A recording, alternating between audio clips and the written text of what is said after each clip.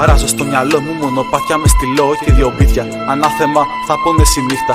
Δόξα τω Θεώ, ξημέρωσε ο ήλιος και αν δεν υπάρχει ξημέρωμα υπάρχει και ελπίδα. Είμαι επιλογές, τα λάθη και τα σωστά μου. Τα μάτια όπου χάζευα στα 14 μου.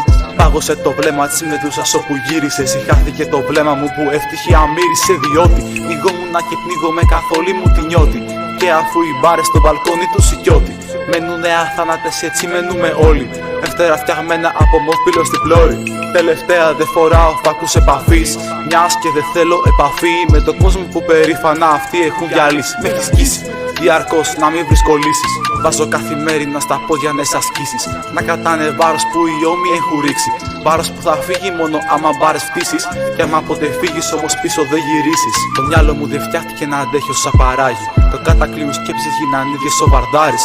Ακόμα μαθαίνω πως να συγχωρώ τα λάθη. Και πια να κρατάω λίγο πιο μικρό καλάθι. Έτσι θα μείνουμε, ακόμα μια ιστορία. Ένα ακόμα κρού όπου φτύνει στην πλατεία.